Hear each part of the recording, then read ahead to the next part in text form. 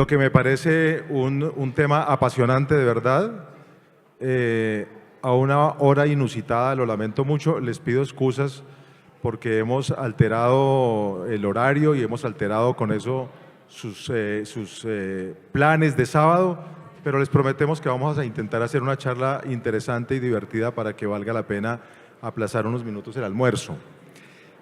Tecnocracia versus ideología. Me acompañan tres personas en el panel que ya han mencionado, pero que yo les quiero recordar. Mauricio Cárdenas.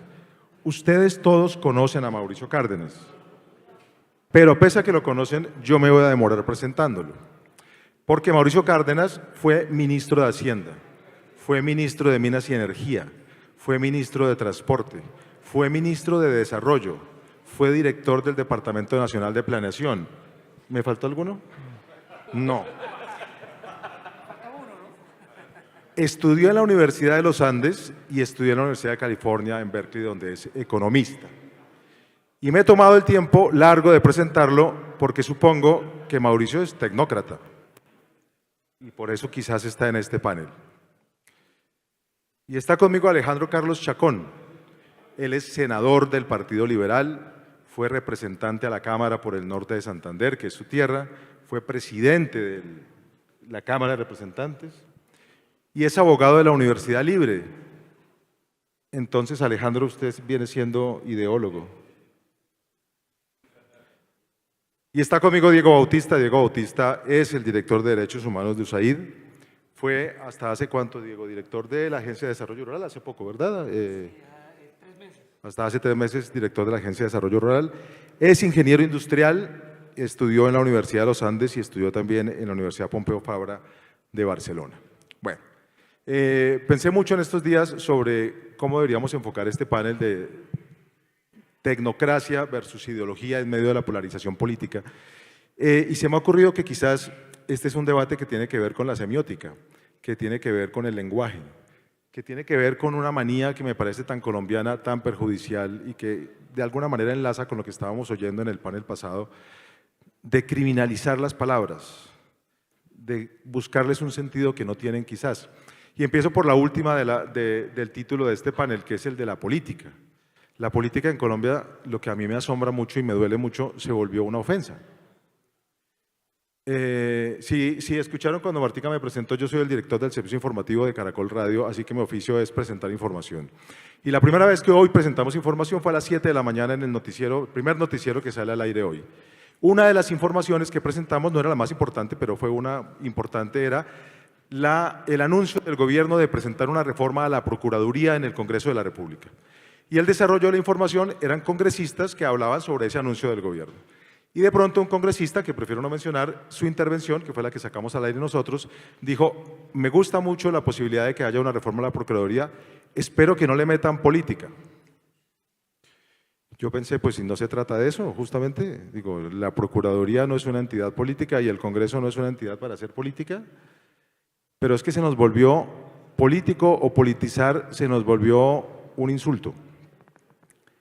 Y quizás por eso ahora estamos hablando de tecnocracia y de ideología, porque ideología, que es una palabra que a mí particularmente me parece bellísima, yo amo mucho el lenguaje, lo estamos volviendo una mala palabra. Y supongo yo, estoy casi seguro que este panel se titula así y lo estamos haciendo ahora porque está un gobierno de izquierda al frente de la administración del Estado. Es más, creo que lo estamos haciendo no solo porque, o no tanto porque esté un gobierno de izquierda, sino porque está Gustavo Petro al frente del gobierno. Y entonces la ideología como la narrativa se nos están volviendo palabras en que nos ofendemos de uno para otro. Así que pensando en eso les quiero plantear a ustedes, y muchas gracias por haber estado aquí en el panel, si lo primero que les pregunto es si está bien plantearnos la disyuntiva, ideología versus tecnocracia. Es más, les pregunto, ¿puede vivir la tecnocracia sin que haya ideología? Porque antes teníamos ideología, supongo yo, Mauricio, usted que estuvo en tantos gobiernos. Bueno, pues dada la mirada, Alfonso, creo que la pregunta va para mí en primera instancia. No se pueden separar la ideología y la tecnocracia, tienen que ir de la mano. Todo gobierno tiene que promover unas ideas, es decir, de eso se trata, ese es el debate político. Lo que pasa es que las ideas hay que llevarlas a cabo, eso requiere método. Entonces, no es algo que vaya a ocurrir espontáneamente, no es simplemente por decir que las cosas se van a hacer. Entonces, yo siento, si vamos a ir al terreno de hacer algún tipo de evaluación sobre lo que está viviendo Colombia en este momento, es mucha ideología con total ausencia de método.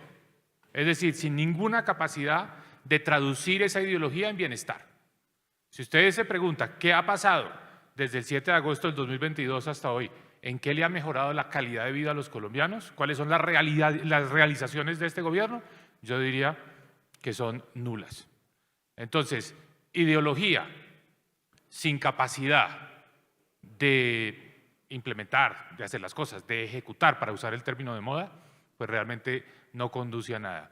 Conduce a polarización, conduce al mismo tiempo a una política no solo de extremos, sino una política basada más en la identidad, en la diferencia de nosotros y los demás, ellos y nosotros, esa división, los nadies y la élite corrupta, esa es la política que estamos viviendo nosotros. Entonces esa ideología realmente no conduce a nada. Va a conducir, y con esto voy a terminar para hacer esto dinámico, va a conducir a lo que tenemos que evitar todos. Yo estaba oyendo con mucha atención la idea del acuerdo nacional. Claro que necesitamos un acuerdo nacional, nadie lo puede discutir. Lo necesitamos para el 2026, porque si no en el 2026, lo que va a pasar en Colombia es que nos va a llegar el otro extremo, los Nayib Bukeles o José Antonio Cast, que van a decir, esas ideas están mal, necesitamos estas otras ideas, este otro extremo, el problema es la seguridad, en fin. Entonces necesitamos ese acuerdo nacional para que volvamos a la política efectiva, que tiene la mezcla de ideas, de las cosas, digamos, los ideales por los que queremos luchar, pero al mismo tiempo un nivel de practicidad suficiente como para que se traduzcan en realizaciones. La política de la moderación. Alguna gente habla del centro o el centrismo. Ese es un término que, como aquí en Colombia lo estamos asociando ahora a ser tibios, pues está pasado de moda. Lo que necesitamos es un activismo centrista, es decir, un activismo que dice, tenemos estas ideas, hay que luchar por la desigualdad, hay que luchar por la pobreza, hay que luchar por las regiones de Colombia que están más atrasadas, pero al mismo tiempo tenemos que hacerlo con instrumentos que funcionen. Entonces, ese acuerdo nacional es un acuerdo que vamos a tener que construir para evitar que esta política de las identidades, del nosotros versus los demás, esa división llegue para quedarse y se instaure en nuestro sistema político, que es algo que nosotros, creo yo, que como sociedad no queremos porque no nos conviene. Mauricio, gracias. Le traslado la misma pregunta a Alejandro Carlos sobre si pueden o no, o si deben o no, convivir la tecnocracia con la ideología.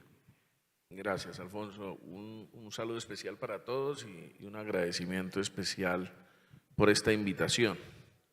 Yo creo que un buen ejemplo de la unión de todo ello, del tecnócrata, de la ideología y además de la política, la tengo al lado, ¿no?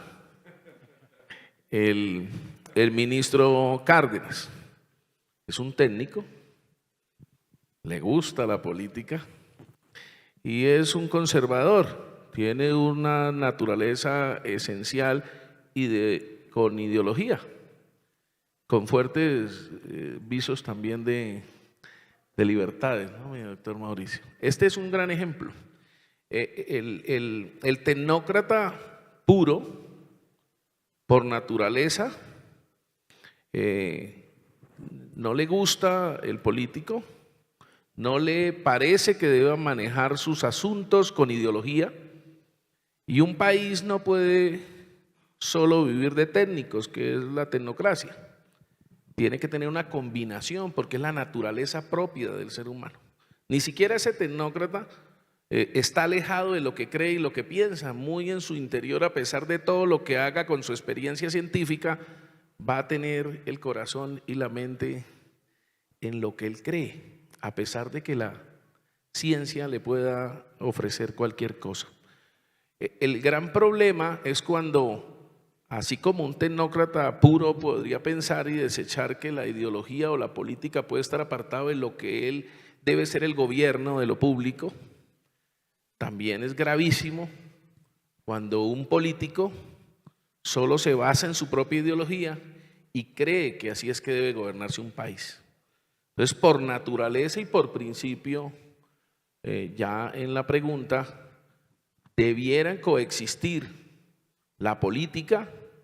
Por supuesto, un político sin ideología no es sino un politiquero, y el político debe tratar también de prepararse y volverse un poco más un técnico y especialista en los temas que trabaja. Por eso, por poner un ejemplo, yo soy abogado, era profesor universitario, terminé en la política, era especialista de Derecho Administrativo y me tocó enfrentarme al señor de aquí al lado permanentemente.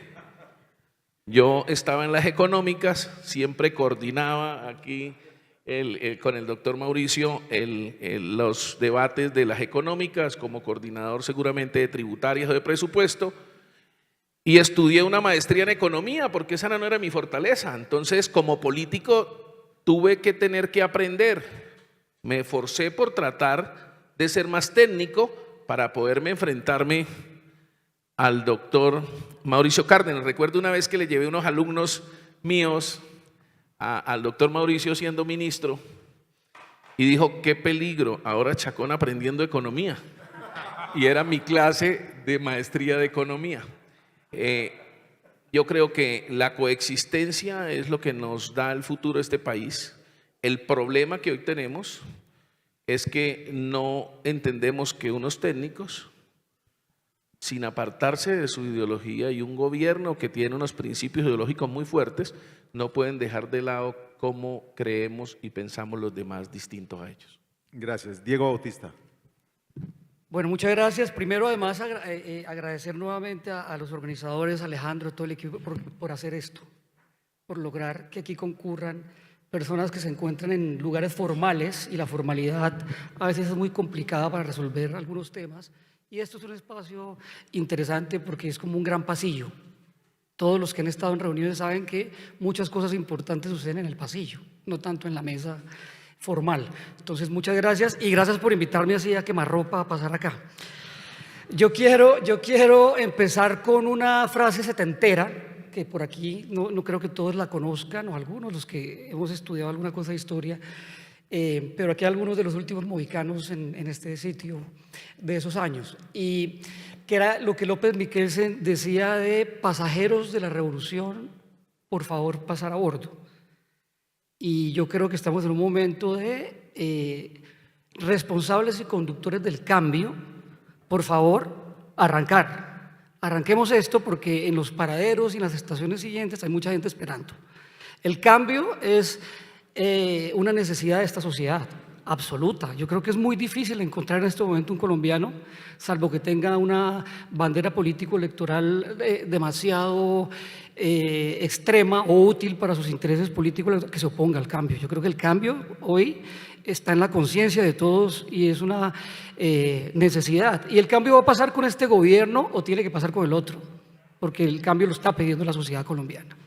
Y aquí es un llamado a mis colegas, también ex colegas durante un tiempo, amigos de la coalición en la que estuve 8 meses, a moverse con el tema del cambio, porque el cambio no, y ahí voy a la pregunta, el cambio necesita tecnocracia. Estoy de acuerdo con Mauricio y con Alejandro con lo que decían anteriormente, o sea, no, es algo que no es, no puede haber una sola cosa de las dos, pertenecen a categorías distintas, porque el tema ideológico es de principios, de orientación, pero como decía Mauricio ahorita, se necesita una tecnocracia que haga posible las cosas, que sucedan en todas las políticas, y más cuando hay una serie de reformas, que Alejandro decía eso, tan estructurales e importantes para las próximas décadas. Entonces no hay cambio sin tecnocracia, y no hay un cambio ideológico tampoco sin tecnocracia. Entonces va a ser muy importante que esto se tenga en cuenta en el mes 14 o 15 de este gobierno. Quienes estamos en el cambio queremos, y la sociedad colombiana, repito, está detrás del cambio. El tema, para ir a algo, recoger algo de lo que se venía hablando en los paneles anteriores, el acuerdo nacional, el diálogo nacional. tiene tecnocracia, hay que tener un método, decía Mauricio ahorita, el diálogo también tiene un método. Aquí, afortunadamente, tiene una persona como Lilia a cargo del tema de diálogo social, un método que es cómo se va a hacer, a quién se invita, qué cosas se preguntan. El presidente Duque, me acuerdo en el anterior gobierno, invitó a unas mesas de diálogo en algún momento de su gobierno. Concurrieron distintos sectores a ese diálogo y no hubo método, no hubo continuidad, no hubo nada y después hubo ese famoso estallido social. Entonces yo también llamo a que este acuerdo nacional y este diálogo sea tomado de manera seria, porque si no estamos perdiendo un valor fundamental que ha tenido la sociedad colombiana y es el valor del diálogo. El del diálogo no es una palabra que se puede manosear. El diálogo nos ha sacado de una cantidad de tensiones en la historia del país, el diálogo nos ha traído buenas cosas, evolución, entonces hay que tener cuidado, porque si manoseamos y perdemos el diálogo y el llamado a un diálogo, estamos perdiendo un valor fundamental de la sociedad colombiana. Entonces, cierro diciendo, hay 3 políticas públicas muy fundamentales para el país y es una apuesta de este gobierno. Hay un tema que tiene que ver con la reforma agraria y vuelvo al tema setentero. No podemos hacer una reforma agraria de los años 70. Estamos en el 2000, ¿qué? 23. En el 2023, y esa reforma agraria tiene que ser no de pasar de unos títulos, de unos pobres con título, de unos pobres sin título a unos pobres con título. Y necesitamos un desarrollo, traer al sector privado, innovación, incorporar los elementos tecnológicos que hoy existen, y eso es tecnocracia. Todo eso es tecnocracia, a incorporar lo que el sector privado desarrolla con mayor facilidad a las prácticas del gobierno, un conjunto de cosas. Entonces, la reforma agraria se ha tropezado con una serie de elementos que son elementos tecnocráticos, la institución que es rígida, los procesos para llevarlo a cabo, la capacidad, la pericia en los funcionarios que están al frente de llevar esto. Entonces, si no tenemos eso que es tecnocracia, pericia, capacidades, procesos, estructuras, terminamos haciendo este tema a las malas. Y a las malas, no. ¿Cómo vamos a hacer este tema a las malas? Lo mismo en temas como derechos humanos, que es un tema que estoy ahora. Van centenares de líderes sociales asesinados en este país. Centenares, todos los días uno lo ve, 3, 4 que matan en el Cauca, que matan en Caucasia, que matan en Tibú. Líderes sociales con causas importantes para la democracia que están siendo asesinados. ¿Y eso qué tiene que ver con la tecnocracia? Pues que hay unos sistemas de alertas tempranas que tienen que cuando una persona pide auxilio, el Estado la atienda, unos sistemas de información, unos temas importantes que hacen parte de la tecnocracia detrás de una causa, la mayor de todas, que es la vida. Y lo mismo en temas como la fuerza pública, que además el fortalecimiento de la fuerza pública no puede ser un tema tabú. Fortalecimiento de la fuerza pública es un tema natural al Estado. Entonces, hay una serie de elementos de tecnocracia que tienen que acompañar los procesos de evolución, de cambio. Si no, no va a ser posible. Bueno, creo que hay casi una posición unánime que también era natural, por supuesto, que sucediera en este versus que planteamos de la ideología y de la tecnocracia, pero quisiera que lo pongamos en cosas más prácticas, justamente en este propósito de avanzar del que se hablaba en el panel pasado y que se habló ayer también. Porque hay asuntos en los que uno se enreda. Por ejemplo, la regla fiscal. Cuando uno va a hablar de la regla fiscal, ¿puede hablar de la regla fiscal con ideología? O, por ejemplo, que además es bandera de este gobierno, el cambio climático. Para luchar contra el cambio climático, ¿puede hablar uno del cambio climático sin ideología? Le inicio por usted esta vez, Diego, ¿qué le parece? Para nada, yo creo que además es la ideología contemporánea, esa es la de hoy. Pero nuevamente, aquí, como en todo, hay que saber, hoy estamos en Colombia supremamente atrasados y en eso hay que reconocer que el presidente Petro es vanguardista en muchos de estos temas que aquí no tenían el suficiente peso en este país hasta que él los empezó a anunciar, a ponerlo en la agenda, en su apuesta también internacional, está poniendo el tema del cambio climático en la agenda no solamente de los colombianos, sino de América Latina. Entonces, y eso tiene un factor, un elemento ideológico, pero nuevamente, ¿eso cómo es? Los grandes países están desarrollando unos elementos interesantes financieros para el tema del cambio climático, las empresas están necesitando, en el mundo que ya cambió fuera de este país, se está moviendo esto a unas velocidades impresionantes y aquí a veces parece ser como también un medio tema tabú, que hay que hacerlo responsablemente, que hay que hacerlo con consensos, pero también hay que hacerlo con innovación y hay que superar, digamos, el tema nuevamente del anuncio para proceder a cambiar estructuralmente temas, desarrollar instrumentos y poder hacer este vínculo, porque Colombia tiene una potencialidad gigante en este tema. Mauricio, la regla fiscal, ahí hay ideología, ahí hay tecnocracia, ¿cómo Bueno, la maneja esa uno? sí- ese ya sí es una carga de profundidad tecnocrática, porque la regla fiscal no la entiende nadie. Pero mire, yo antes de llegar a la regla fiscal, y le prometo que voy a llegar allá, quiero decir, Alejandro, como muy buen periodista que es, planteó el dilema en términos muy claros. Cuando todo este discurso que los politólogos se pueden extender horas y horas, dijo, mire, aquí la discusión es si hay acuerdo nacional o si lo que manda y domina es el Twitter, ¿no es cierto? Esa es una forma clara de sintetizar la pregunta.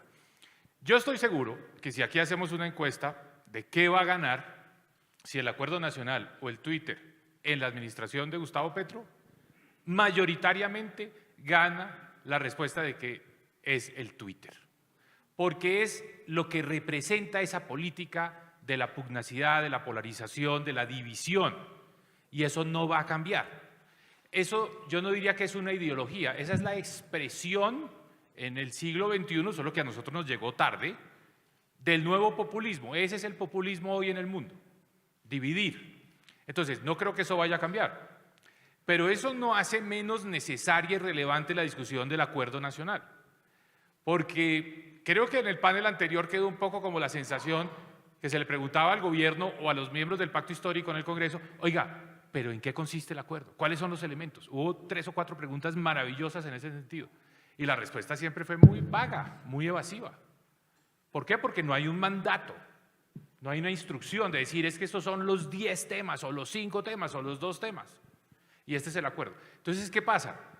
Ese acuerdo no va a venir del gobierno, ese acuerdo lo tenemos que construir nosotros, porque si tenemos un cierto consenso que nos raye la cancha, es sobre la base de la cual vamos a hacer política hacia adelante en Colombia, ¿no? Y por eso yo insisto tanto en el 2026. No esperemos a que el gobierno nos haga el acuerdo nacional, hagámoslo nosotros, porque el gobierno va a seguir en su lógica.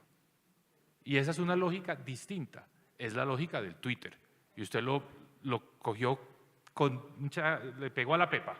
Entonces, para entrar en los temas de este gobierno ha dicho,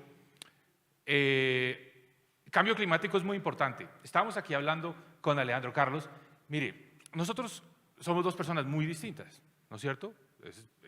Usted es liberal, yo soy conservador o era conservador, o por lo menos representaba… Bueno, pero espera, porque yo voy a aprovechar para titular por ahí, porque si usted se retiró del partido y cambió su ideología en un gobierno política, me representaba interesa. al Partido Conservador.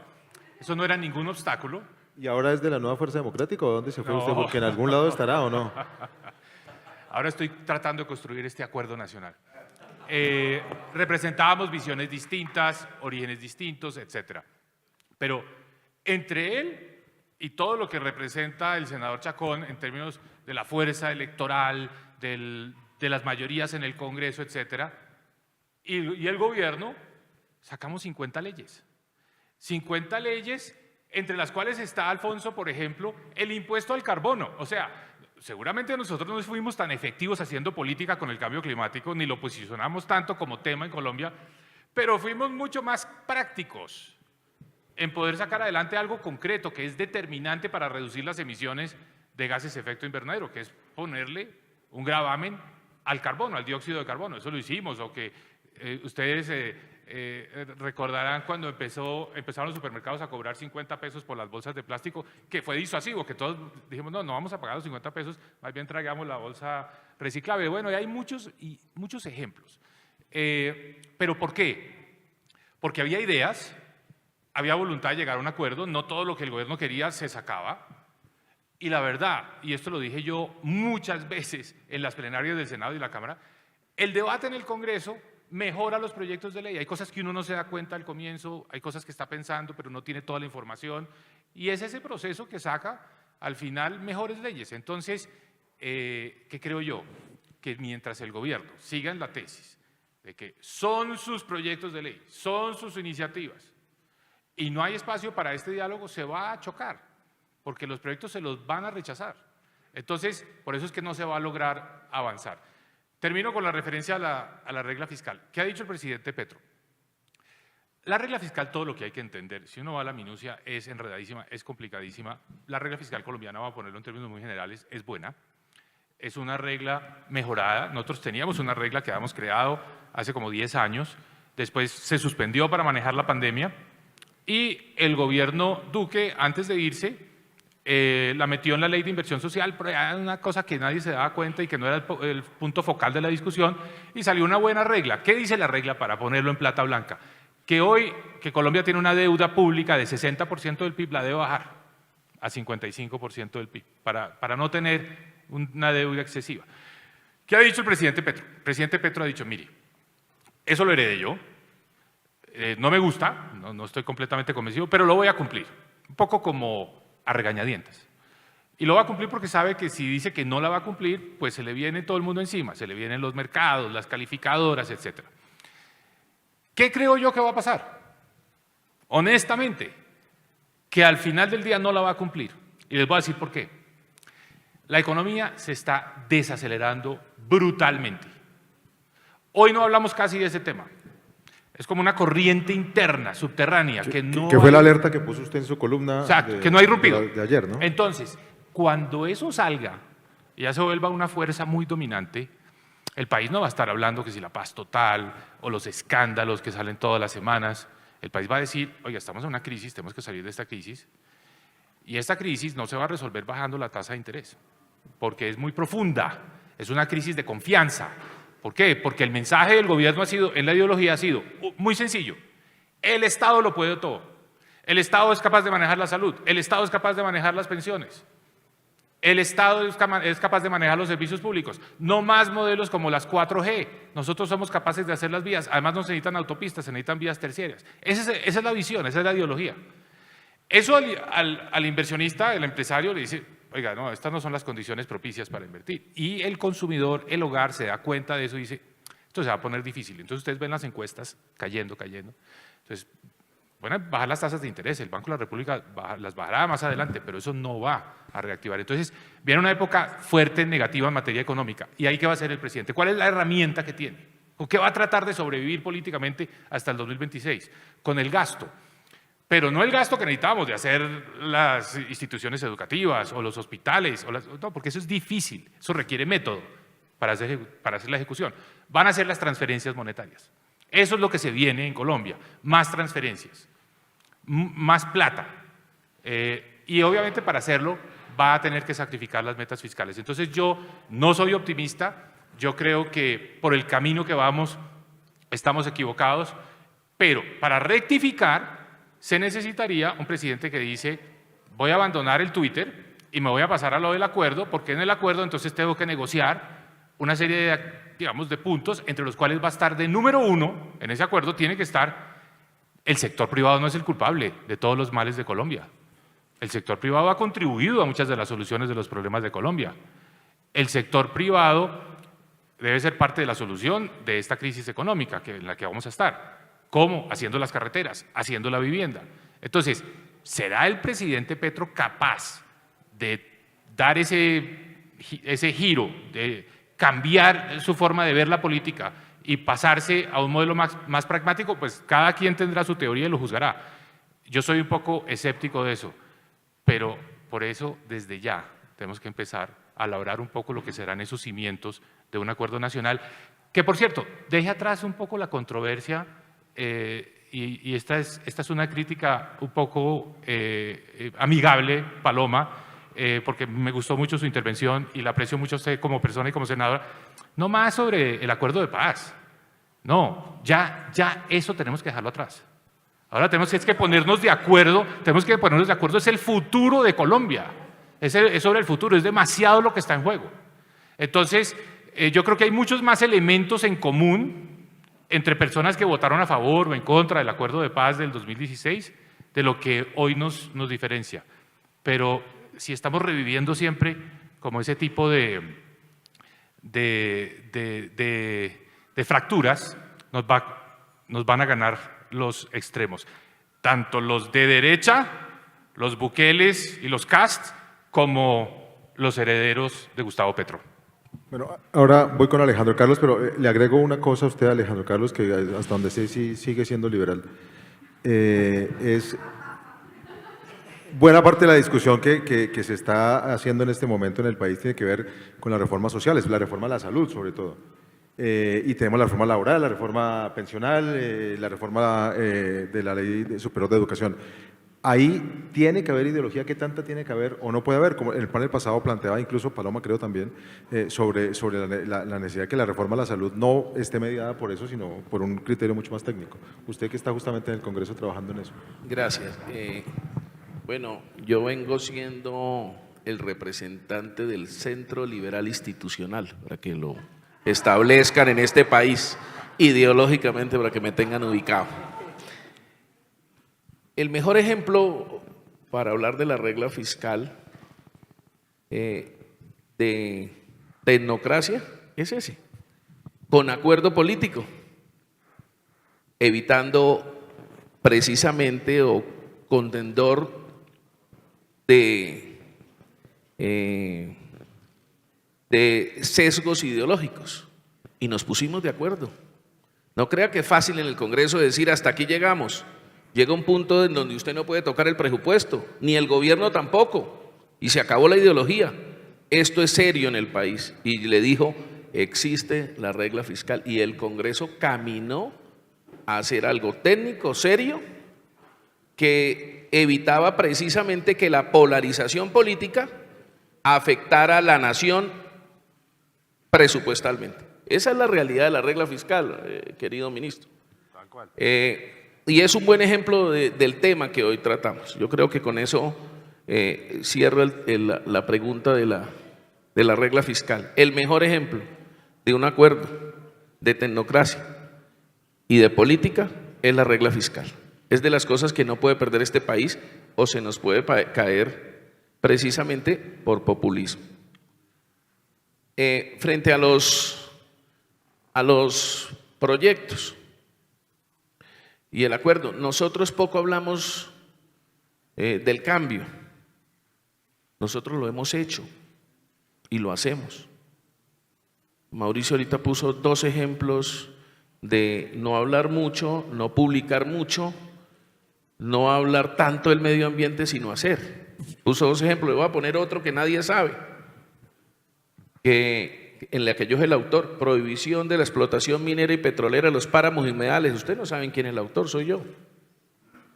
Año 2011, no pudieron volver a explotar un páramo en Colombia, de limitación con Humboldt.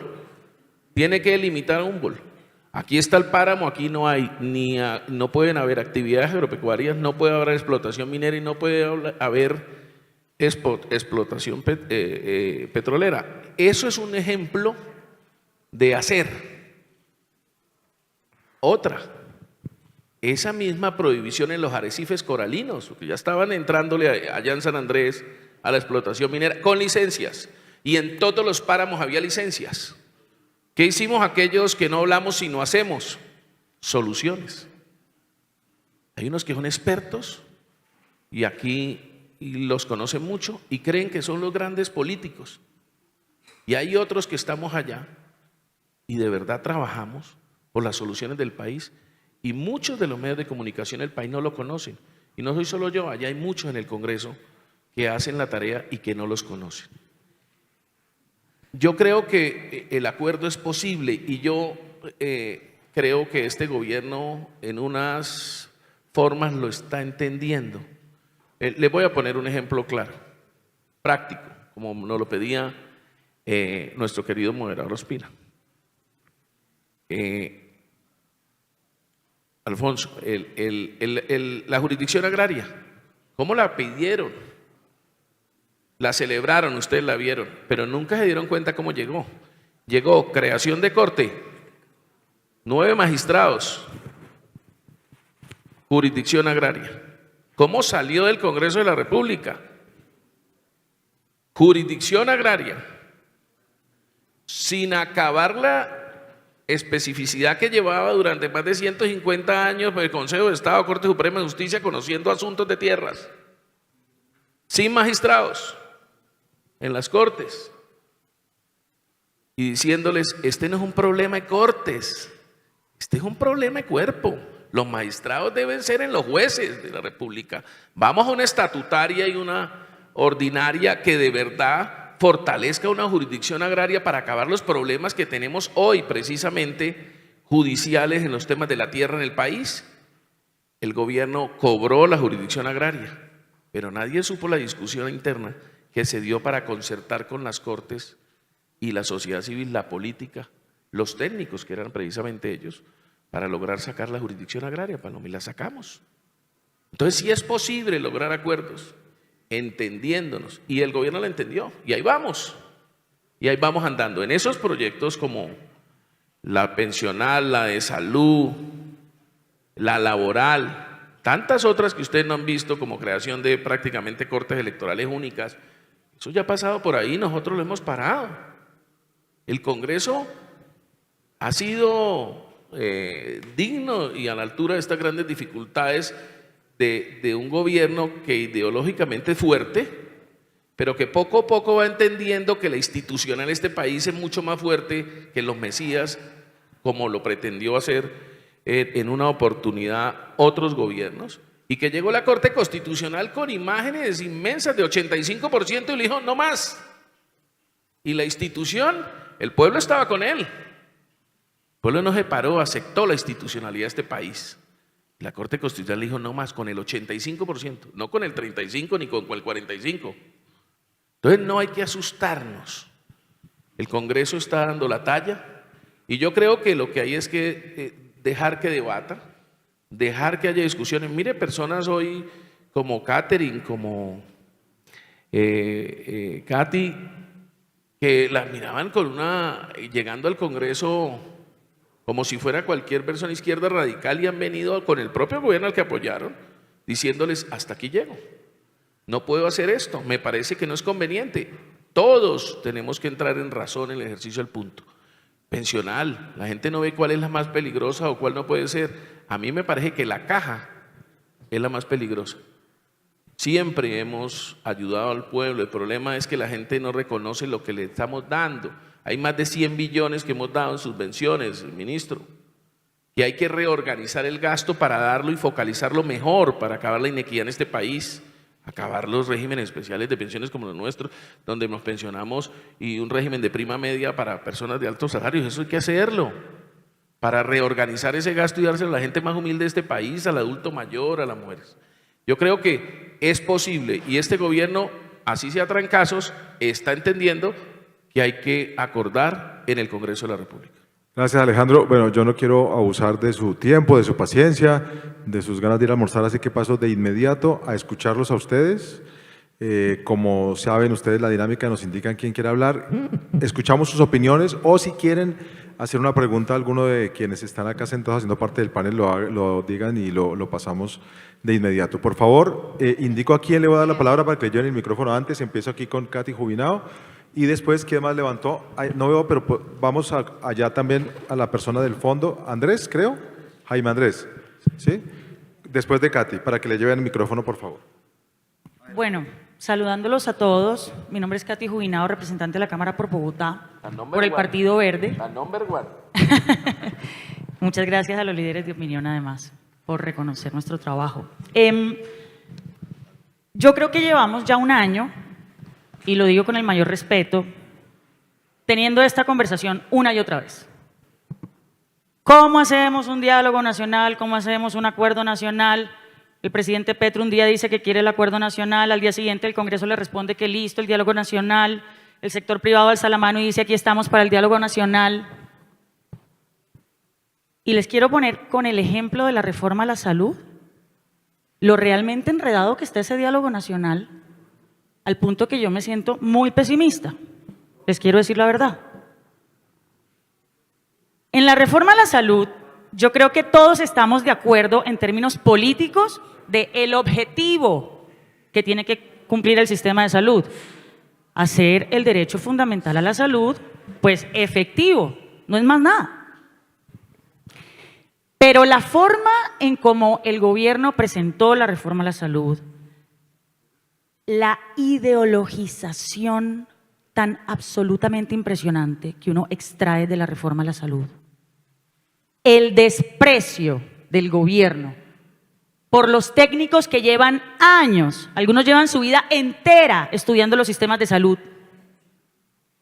simplemente porque para ellos, por ejemplo, y esto es un ejemplo concreto de cómo la ideología ciega al gobierno, ellos en la reforma a la salud, para garantizar el acceso efectivo al sistema, estaban proponiendo eliminar los controles y las auditorías previas y concurrentes en la prestación de los servicios de salud.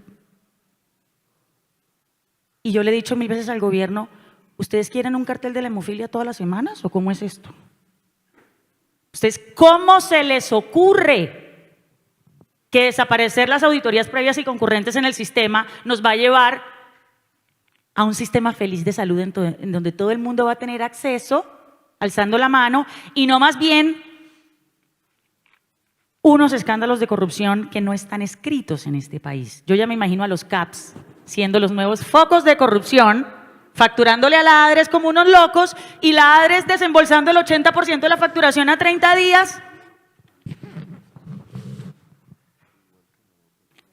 Entonces, la ideología en este gobierno es tan fuerte que no le permite tener este tipo de diálogos.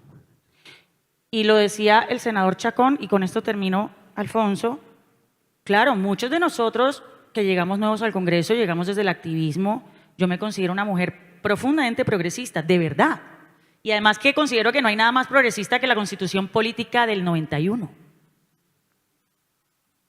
Pero yo no estoy dispuesta a encontrarme con un gobierno en donde solo importa la ideología y todo lo que sea ciencia, técnica, porque las cosas tienen una forma de hacerse, no se hacen solas, es para ellos el neoliberalismo, las mafias, los negocios y la corrupción. Entonces yo me siento muy pesimista porque creo que eso no va a cambiar, se los digo en estos 3 años, pero simplemente quiero dejar una idea, que es donde yo creo que sí podemos dar la pelea. Yo creo que la ciudadanía está dispuesta y está ávida de entender los temas desde una perspectiva técnica también. Y los congresistas tenemos el reto de empezar a explicar este tipo de minucias que son las que al ciudadano que quiere un cambio y que quiere un mejor sistema de salud le dice, ah, bueno, sí, pero es que esa observación es válida, es que esto aquí es peligroso. Entonces, hagamos el esfuerzo de salir a la ciudadanía y de comunicar técnicamente las cosas. Eso de que la gente no entiende, no, es que la gente no entiende. Yo estoy comprobando que es falso y creo que es la única manera que tenemos de dar la pelea en términos del debate político y de la narrativa y del relato periodístico, como lo llama el presidente. Si apelamos a la inteligencia de los ciudadanos, si apelamos a que ellos están dispuestos a meterse mucho más profundamente en estos temas, yo creo que el gobierno sí o sí va a tener que empezar a ceder hacia un verdadero diálogo nacional. Gracias, Katy. Jaime Andrés, que también ya tiene el micrófono.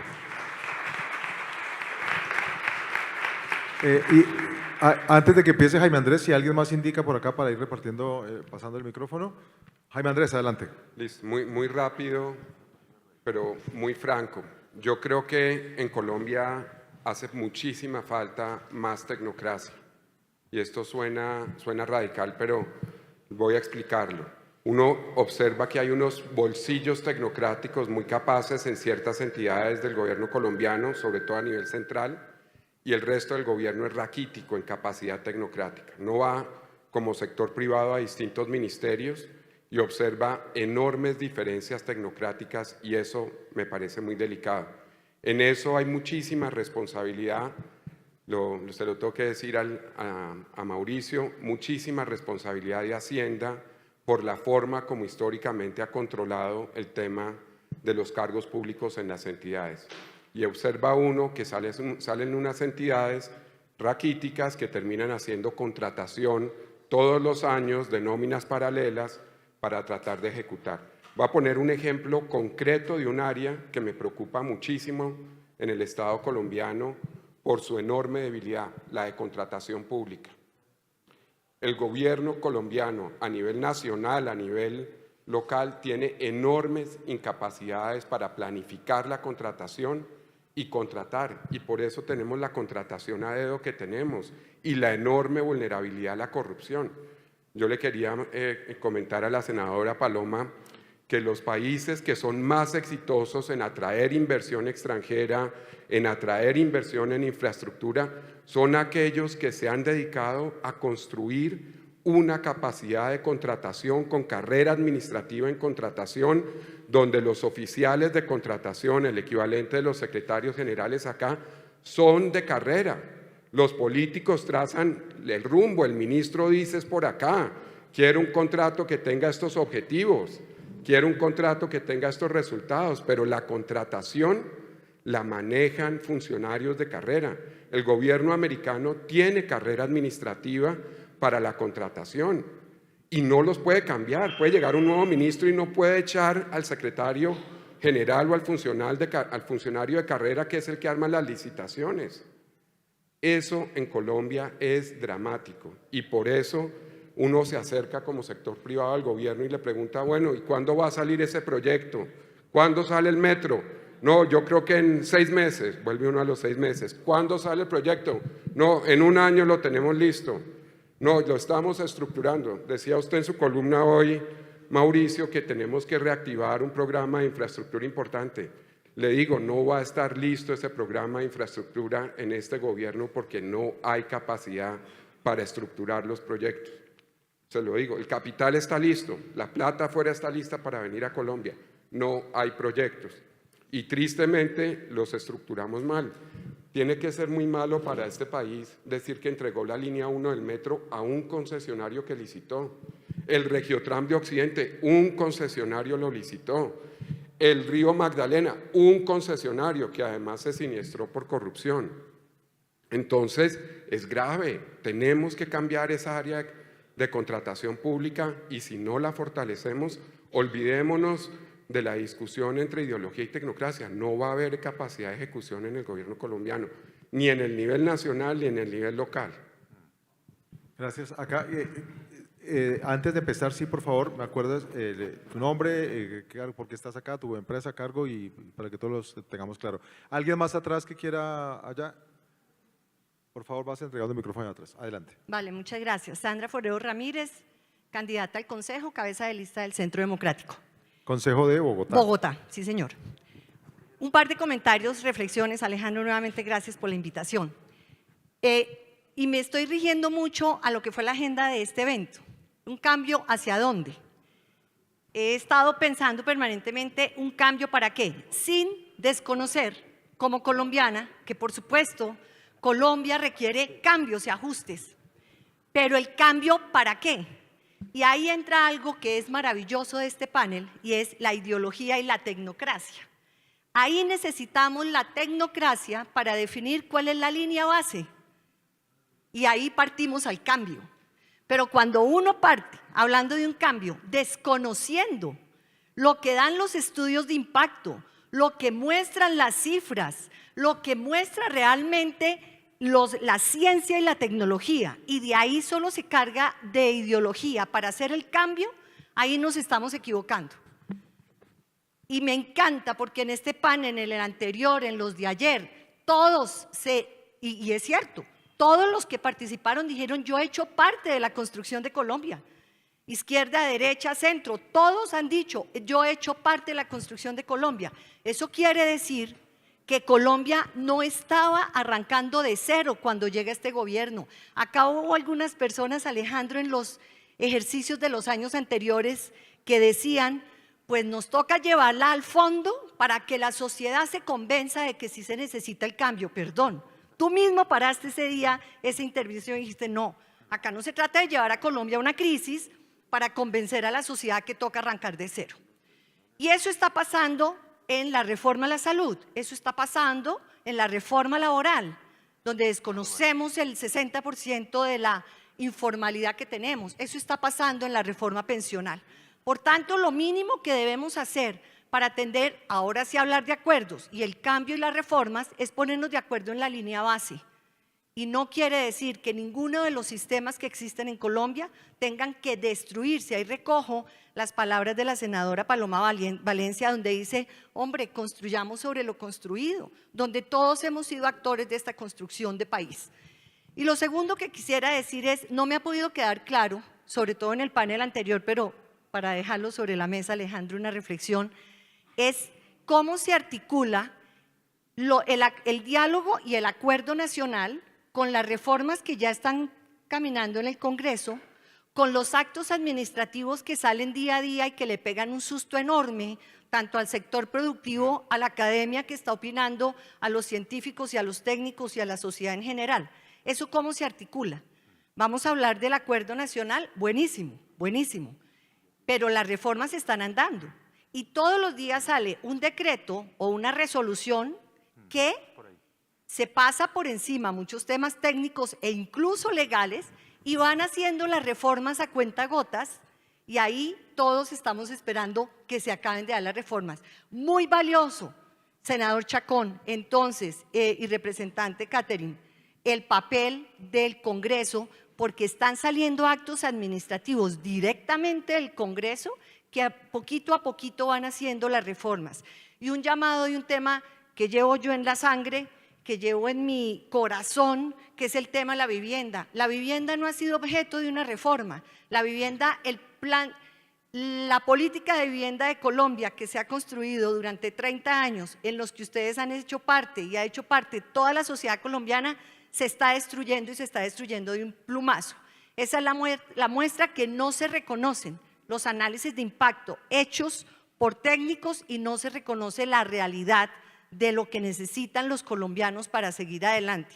La vivienda es un camino es transformador social total y es un camino para la reactivación. Y por último, ayer insistí, mientras no haya confianza de unos a otros, mientras se siga denigrando el sector productivo, mientras que se entienda que los partidos de oposición son partidos que quieren destruir, es imposible arrancar un cambio y arrancar un proceso realmente de diálogo nacional y de acuerdo. Muchas gracias. Sandra, muchas gracias. Es ya la 1 en punto de la tarde, así que esta que tenemos allá es la última intervención del público para que puedan los miembros del panel recoger sus reflexiones y también hacer un cierre de sus ideas. Muchas gracias. Intervención corta. Me fue muy grato oír al senador Chacón, que es un político, dar la prescripción tecnocrática en materia de pensiones súper clara. La prescripción técnica en materia de pensiones es baje subsidios a las pensiones altas y refocalice ese gasto. Sencillo. La prescripción ideológica es acabe con el sector privado y ponga al Estado a prestar el servicio. Y varios de ustedes, ayer también el senador Robledo, han dicho esa prescripción ideológica, esa posición ideológica del gobierno se va a mantener durante los 3 años y mi pregunta para el panel es si con el gobierno manteniéndose en esa posición ideológica el Congreso puede avanzar hacia la prescripción más tecnocrática para no tener que esperar, ministro Cárdenas, hasta el 2026. Muchas gracias. Bueno, muchas gracias a ustedes por sus participaciones. Vuelvo con el panel para que hagamos un cierre de sus ideas después de haber escuchado las anotaciones del público. Mauricio, empecemos. Gracias, Alfonso. Bueno, brevemente, porque ya está tarde, para terminar con una nota positiva. Yo creo que algo que hemos aprendido los colombianos en este último año largo es que nuestras instituciones son mejores de lo que pensábamos. El Congreso, tan criticado, tan atacado, tan desprestigiado, hoy todo el mundo lo ve como lo que nos va a generar la moderación, lo que nos va a rescatar. El Congreso es visto hoy con otros ojos y eso es maravilloso para la política, porque más personas van a querer entrar en la política, porque están viendo el papel tan importante que juega el Congreso. Entonces, eso creo que hay que ponerlo bien arriba. Las Cortes también han jugado un papel fundamental. No hemos visto todavía el desenlace, no sabemos cómo van a terminar todos los análisis que se hacen o de inconstitucionalidad o de ilegalidad, pero hasta ahora ha habido muestras de que son cortes activas en el sentido de proteger y defender pues lo que es la legalidad y lo que es la Constitución. Entonces, para mí hay una lectura positiva. Somos un país más fuerte institucionalmente de lo que nosotros mismos pensábamos. Y el trabajo de los congresistas hoy tiene una reivindicación. Ojalá que el Congreso sea capaz de decir, le doy la vuelta a estos proyectos de ley y saco lo que se necesita. Porque claro que necesitamos mejorar el sistema de salud, claro que necesitamos mejorar el sistema de pensiones, pero ¿será capaz el Congreso de darle esa vuelta? ¿Será el gobierno capaz de acomodarse a esos cambios? Eso es lo que no sabemos. Por eso yo digo, mientras tanto tenemos los que estamos por fuera seguir trabajando en esta lucha de buscar el gran acuerdo nacional. Y termino con una última reflexión. El país, un periodista me preguntó la semana pasada, ¿cómo quedará Colombia en el 2026 después del gobierno de Gustavo Petro? Mientras protejamos nuestras instituciones, mientras protejamos la democracia, o sea, si no empiezan aquí cambios de las normas y de las autoridades electorales y de las reglas de juego, mientras protejamos nuestra democracia, vamos a quedar con un país que dice, mire, necesitamos pasar del dicho al hecho, necesitamos que estos temas del cambio climático, la pobreza, la desigualdad, las diferencias regionales que existen en Colombia, que se elevó su perfil, necesitamos empezar a dar soluciones. Pero esas soluciones no las vamos a construir a punta de la polarización, de los antagonismos, de ese discurso incendiario, la vamos a construir sobre la base de fórmulas que tengan en cuenta el conocimiento, la evidencia, la ciencia, lo que podríamos llamar tecnocracia. Entonces, que el país sea consciente de que esos son los problemas, que esa es la agenda y que los vamos a resolver de una manera práctica, yo creo que es algo que va a ser positivo, porque vamos a tener una agenda, la agenda de Gustavo Petro no va a desaparecer. Lo que pasa es que si el país tiene éxito, va a haber herederos de esa agenda que la saben llevar a cabo, sin generar fracturas en nuestra sociedad, sin generar odios, sin generar la división entre buenos y malos. Esa es la tarea que tenemos por delante. Muchas gracias, Mauricio. Una tarea en que tenemos que empeñarnos todos en construir desde nuestras orillas. Alejandro. Gracias, Alfonso. Hay algo que a veces se nos es difícil entender y es que se perdieron las elecciones para unos y hoy llega un gobierno de izquierda.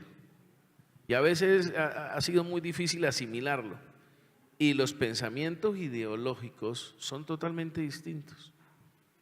Y hay que aprender a entender que esas visiones, que a veces compartimos muchos, voy a decir unas, para que vayamos ajustándonos a lo que uno ve y oye en los discursos, que a veces uno dice mucho es válido. Ejemplo, los gobiernos anteriores han construido megaobras. El anterior gobierno, el gobierno de Santos, fue un gobierno que desarrolló infraestructura en el país que se requería. Este gobierno dice, mire, nosotros no vamos a hacer esas grandes construcciones de vías o continuar esas dobles calzadas que se venían haciendo, y uno lo viene oyendo. Creemos que ya es hora de que las vías terciarias, que son las de los pueblos a las secundarias, y las secundarias que llegan a las vías principales que se han construido en nuestros gobiernos, sean las que nosotros tenemos que hacer. Eso yo creo que es un propósito que han tenido otros gobiernos también, pero realmente además ha habido unas prohibiciones legales para que el gobierno nacional invierta en las obras esas terciarias y secundarias, que se hicieron muchos esfuerzos, pero no las que debieran hacer, y los campesinos y muchos pueblos de Colombia están requiriendo que eso también lo hagamos. Este gobierno quiere priorizar allí. En vivienda algo que es una realidad, yo veo la retórica, falta ver los hechos, pero en la retórica este gobierno nos dice en vivienda, oiga, hemos tenido programas de vivienda para los trabajadores, la AFC se acabó ya prácticamente, generaba 600.000 empleos, fomentaba la construcción, pero realmente también quienes fomentaban era vivienda nueva, era para empresarios de la construcción. Este gobierno dice, yo creo que hay que llegar y replantear los proyectos de vivienda para la vivienda de nuestra querida, ya hoy técnica que va a ser política, nos parece una maravilla de este panel, nuestra querida hoy number one del Centro Democrático. En vivienda vamos a hacer mejoramientos de vivienda, que los ciudadanos tengan la posibilidad, no el constructor, de hacer las viviendas, sino vamos a darle la plata al campesino para que haga sus propias y mejore su casita. Mire que las visiones son totalmente distintas. Y podríamos pensar que las dos no son malas.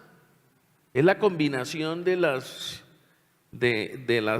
formas como usted puede no dejar caer este sector, que es donde podría ser la equivocación de cambiar el modelo que tenemos de ayudar al trabajador, al formalizado, a generar unos subsidios y fomentar también los mejoramientos de vivienda para el campesino. A eso tenemos que llegar, y yo creo que esos son los acuerdos a los que tenemos que llegar en esta sociedad, entendiendo que este gobierno cambió y que debemos irnos ajustando también a lo que a unas personas a veces tenemos que reconocer no le hemos llegado, y a la gente más humilde de este país. Y yo creo que ahí es donde ganó este gobierno. Bueno, y Diego Bautista. Bueno, tres cosas para cerrar también rápido. Una primera es, a mí me alegra mucho el momento en el que estamos entrando, porque desde el rincón de la tecnocracia me gusta verlo, porque realmente va a empezar una discusión política sobre la bandera del cambio, que me parece interesante. Y yo creo que es sano democráticamente que esa bandera del cambio esté hoy disputada y entre en una fase de disputa por los diferentes partidos políticos. Ese es un escenario muy importante y necesario, y creo que también es una presión para que en el gobierno empiecen a suceder cosas.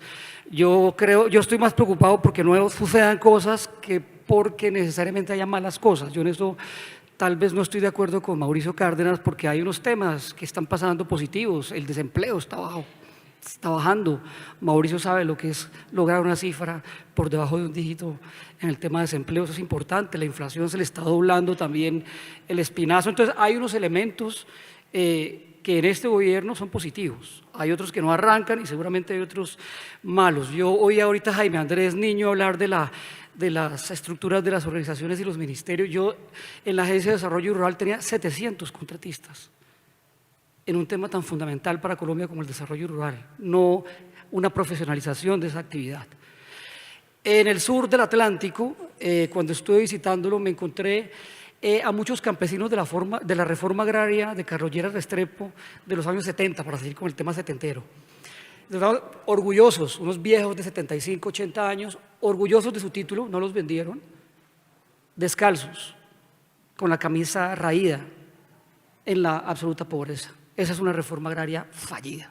Eso no se puede cometer, eso no nos conviene a los colombianos.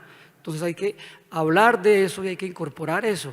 Y ese es otro tema setentero, el de abordar una reforma agraria con elementos en donde no está innovación, en donde el sector privado es marginal. Hay una mirada setentera también del sector privado. El sector privado se ve como lo fue, rentista, pero hay nuevas caras en el sector privado. El empresario de hoy no es el empresario de hace 40 años ni de hace 30 años. Es un empresario que además ha tenido que vivir y crecer en esta complejidad de país que tenemos. Entonces, y es muy útil para el tema. En el tema de desarrollo rural no necesitamos una apartheid rural, que de esta cerca para allá haya unos señores que tienen la innovación, la tecnología, la conexión a los mercados, que aprovechan la potencia alimentaria que el mismo presidente lo ha dicho que tiene este país, y de esta cerca para acá unos pobres con título que van a seguir en la pobreza, lo cual además no genera una cohesión social que tanto dolor le ha causado en este país en los 50 años. No por nada el conflicto con las FARC que se cerró, por lo menos una porción de hombres armados que estaban en ese conflicto. El primer punto de ese acuerdo de 50 años es la reforma rural integral. Eso no es gratuito. Este desdén por la democracia no puede ser ubicado, que obedece además a relacionarla con el neoliberalismo, creo que Mauricio decía eso antes. Es decir, que el grado de intervención del Estado o el menor grado, mayor grado, la libertad de mercados, que se haga esa identidad entre tecnocracia y neoliberalismo que no existe. Justamente lo estamos viendo como un gobierno de izquierda está dilapidando con ese desdén la tecnocracia, que además no le ayuda a su proyecto político. Y cierro diciendo el acuerdo nacional tiene que hacerse. Yo espero que haya un cálculo político en esto, que estemos esperando las elecciones de octubre para realmente empezar a hacer un acuerdo nacional.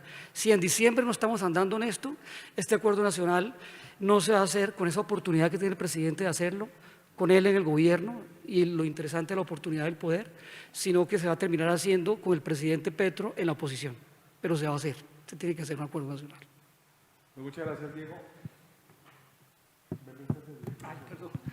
Diego, muchas gracias. Gracias, Mauricio. Gracias, Alejandro. Gracias a todos ustedes por permanecer. Terminamos de esa manera el festival. Gracias a todos de todo corazón.